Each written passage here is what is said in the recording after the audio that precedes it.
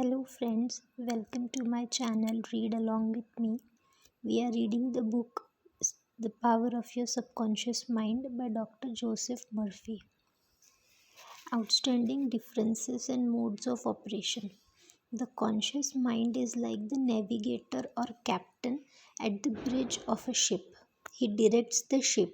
He sends orders to men and women in the engine room.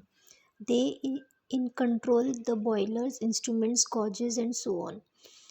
The people in the engine room do not know where they are going. They follow orders.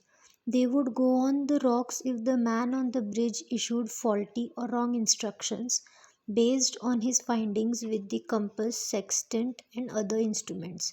The people in the engine room obey him because he is in charge.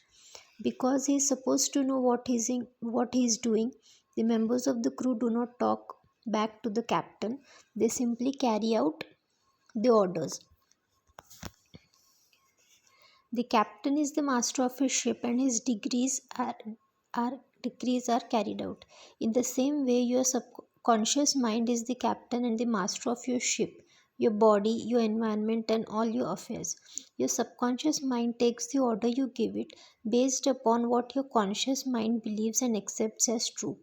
It does not question the orders or the basis on which they are given. If you repeatedly say to yourself, I can't afford it, your subconscious mind takes you at your word. It sees to it that you will not be in position to buy what you want.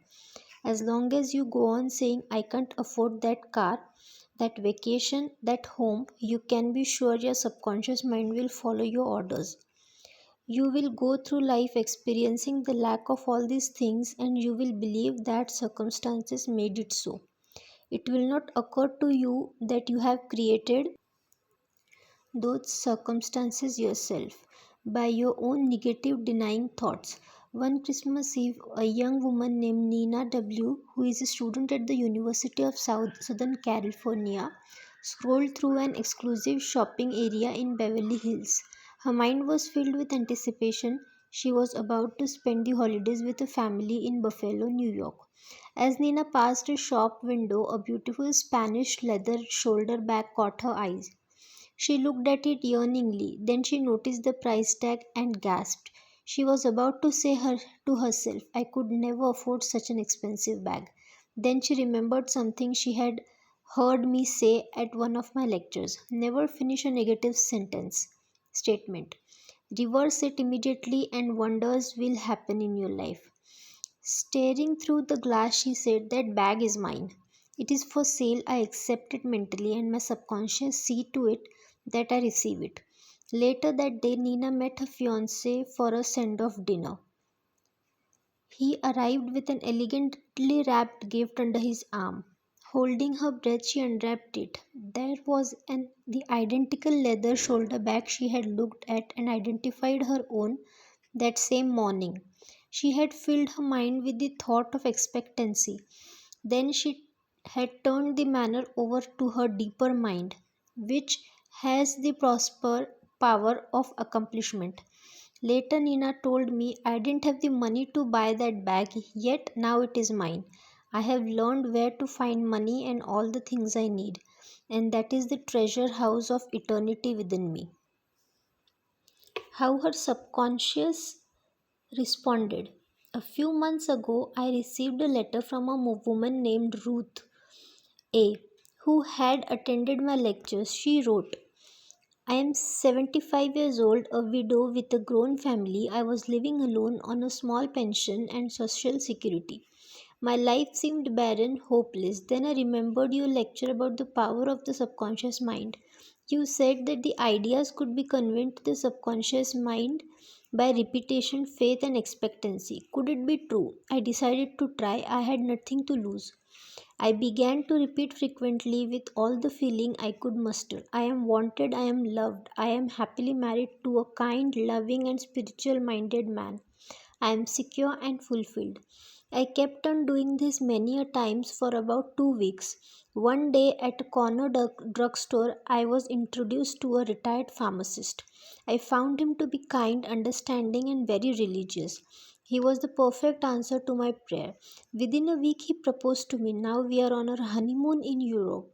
I know that the intelligence within my subconscious mind brought both of us together in divine order. Ruth discovered that the treasure house was within her. Her prayer was felt as true in her heart, and her affirmation sank down by the osmosis in her subconscious mind, which is the creative medium. The moment she succeeded in bringing about a subjective embodiment, her subconscious mind brought the answer through the law of attraction. Her deeper mind, full of wisdom and intelligence, brought her and her new husband together in divine order. Be sure that you think on this. Whatsoever things are true, whatsoever things are honest, whatsoever things are just, whatsoever things are pure, whatsoever things are lovely, whatsoever things are of good report, if there be any virtue and if there be any praise, think on these things. Ideas worth remembering. The treasure house is within you. Look within for the answer to your heart's desire. The great secret possessed by the great men of all ages was their ability to contact and release the powers of their subconscious mind. You can do the same. Your subconscious has the answer to all problems. If you suggest to your subconscious prior to sleep, I want to wake up at 6 a.m., it will awaken you at that exact time. Your subconscious mind is the builder of your body and can heal you. Lull yourself to sleep every night with the idea of perfect health, and your subconscious, being your faithful servant, will obey you. Every thought is a cause, every condition is an effect. If you want to write a book, write a wonderful play, give a better talk to your audience, convey the idea lovingly and feelingly to your subconscious mind, and it will respond accordingly. You are like a captain navigating a ship. He or she must give the right orders or the ship is wrecked. In the same way, you must give the right orders, thoughts, and images to your subconscious mind, which controls and governs all your experiences. Never use such expressions as I can't afford it or I can't do this. Your subconscious mind takes you at your word. It sees to it that you do not have the money or the ability to do what you want to do. Affirm, I can do all the things through the power of my subconscious mind. The law of life is the law of belief. A belief is a thought in your mind. Do not believe in things that will harm or hurt you. Believe in the power of your subconscious to heal, inspire, strengthen, and prosper you. According to your belief, is it done unto you. Change your thoughts and you change your destiny. How your mind works. Your mind is your most precious possession. It is always with you, but its most amazing powers will be yours only when you have learned how to use it. As we have seen, there are two levels to your mind, the conscious or rational level and the subconscious or irrational level. You think with your conscious mind, and whatever you habitually think sinks down into your subconscious mind, which then creates according to the nature of your thoughts. Your subconscious mind is the seat of your emotions. It is the creative mind. If you think good, good will follow. If you think evil, evil will follow. This is the way your mind works. The most important point to remember is this: once the subconscious mind accepts an idea, it begins to execute it. It is an astonishing and subtle truth that the law of the subconscious mind works for good and bad ideas alike.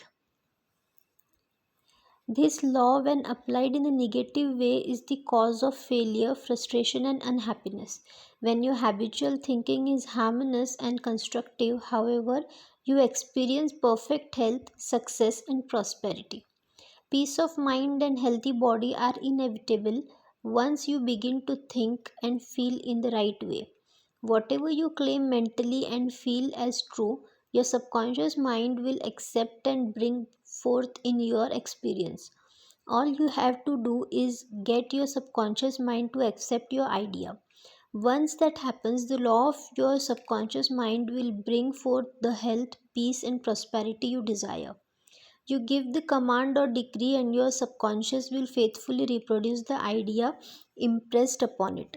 The law of your mind is this: The reaction or response you get from your subconscious mind will be determined by the nature of the thought or idea you hold in your conscious mind. Psychologists and psychiatrists point out that when thoughts are conveyed to your subconscious mind, impressions are made in the brain cells. As soon as your subconscious accepts any idea, it proceeds to put into effect immediately. Working by association of ideas, it uses every bit of knowledge that you have gathered in your lifetime to bring about its purpose. It draws on the infinite power, energy, and wisdom within you. It lines up all the laws of nature to get its way. Sometimes it seems to bring about an immediate solution to your difficulties, but at the other times it may take days, weeks, or longer. Its way are past finding out. The difference between conscious and subconscious. You must remember that the conscious and subconscious are not two minds, they are merely two spheres of activity within one mind. Your subconscious mind is the reasoning mind, it is that phase of mind that chooses. For example, you choose your books, your home, your partner in life. You make all your decisions with with your conscious mind. On the other hand, without any conscious choice on your part, your heart is kept functioning automatically, and the vital functions of the digestion, circulation, and breathing are carried out on by your subconscious mind through processes independent of your conscious control. Your subconscious mind accepts what is impressed upon it and or what you consciously believe. It does not reason out as your conscious mind does, and it does not argue with you controversially. Your subconscious mind is like the bed of soil that accepts any kind of seed, good or bad. Your thoughts are active, they are the seeds. Negative, destructive thoughts continue to work negatively in your subconscious mind. Sooner or later, they will emerge and take shape as an outer experience that corresponds to their content. Remember, your subconscious mind does not engage in proving whether your thoughts are good or bad, true or false. It responds according to the nature of your thoughts and suggestions. For example, if you consciously assume that something is true even though it may be false, your subconscious mind will all accept it as true and proceed to bring about results that must necessarily follow because you consciously assumed it to be true. Experiments by psychologists. Psychologists and others have performed countless experiments on people who are in hypnotic trance. This research shows clearly that the subconscious mind does not make the selection and comparisons that are necessary for a reasoning process. Your subconscious mind will accept any suggestion, however false. Having once accepted any suggestion, it responds according to the nature of the suggestion given. To illustrate how suggestible your subconscious mind is, if a practiced hypnotist suggests to one of her subjects that she is Napoleon Bonaparte, or even a cat or a dog, the subject will act out the plan with inimitable accuracy. Her personality becomes changed for the time being. She believes herself to be whatever the operator tells her she is. A skilled hypnotist may suggest to one of his students in the hypnotic state that her back itches, to another that his nose is bleeding, to another that she is a marble statue, to another that she is freezing and the temperature is below zero. Each one will follow out the line of his particular suggestion, totally oblivious to all the surroundings that do not pertain to the hypnotic suggestion. This simple illustration portrays the difference between your conscious reasoning mind and your subconscious mind, which is impersonal, non selective, and accepts as true whatever your conscious minds believe to be true. Hence, the importance of selecting thoughts, ideas, and premises that bless, heal, inspire, and fill your soul with joy. The terms of objective and subjective mind clarified. Your conscious mind is sometimes referred to as your objective mind because it deals with outward objects. The objective mind is aware of the objective world. Its media of observation are your five physical senses. Your objective mind is your guide and director in your contact with your environment. You gain knowledge through five senses. Your objective mind learns through observation, experience, and education. As previously pointed out, the great function of the objective mind is that of reasoning. Suppose you are one of the hundreds of thousands of tourists who visit the Grand Canyon every year.